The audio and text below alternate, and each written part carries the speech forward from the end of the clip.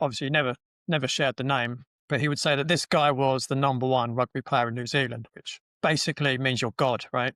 In New Zealand.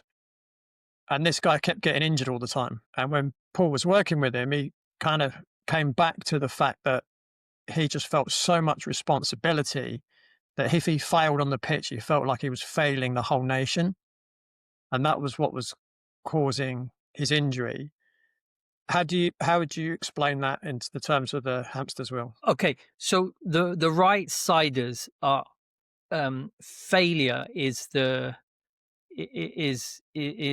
death. It's like their whole identity and their people, being loved. If they fail, they're hated, they're abandoned, rejected. Like So Beckham. is it possible that he was on the right, but there was a switch that kicked in when there was just too much and it flicked him over to that side? Yeah.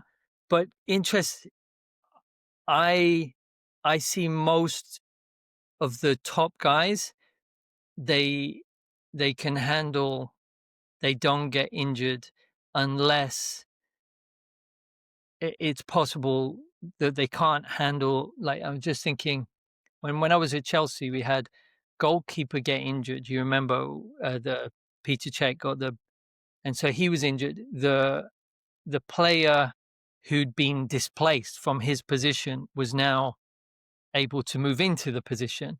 And I remember he finally got his chance and he did a dive, nothing, and then injured he did that dive 10,000 times a week.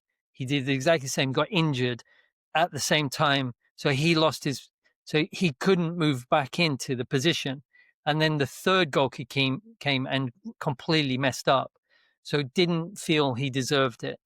So I'm not sure, Leigh, to be honest, if I'd have to speak to them and get a really good understanding about if it's possible that there's a trigger point, like a off switch, where they just literally can't handle the love and affection.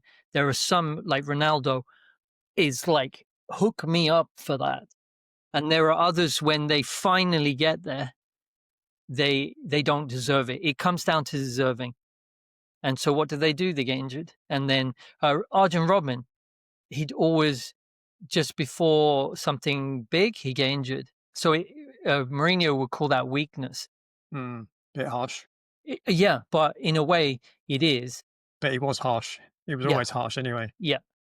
Especially if you were Joe Cole. Yeah, so coming back to your point about, that's the fascinating thing about this work. I always say, when you're talking about possible scenarios, it's possible that All Black was super nice guy, supported everyone, was very exceptionally good. It got good, but when it came to really making it, he didn't actually want to be there, and he went back to letting everyone down by getting injured.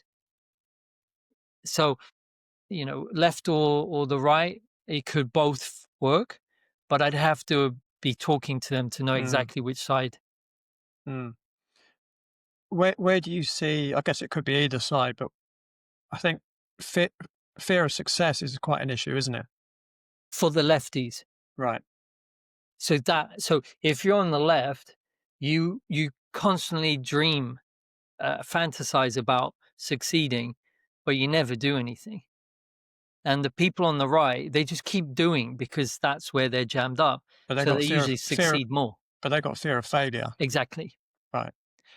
But both the fear of failing. But if you really talk to someone, say, yeah, just imagine all those people adoring you.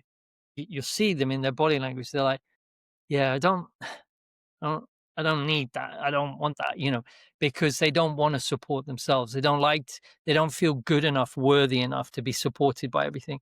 So they would fear success, but then they will tell me, yeah, but I keep failing. I hate failing, but that's where they're always at. So unconsciously failing is safe.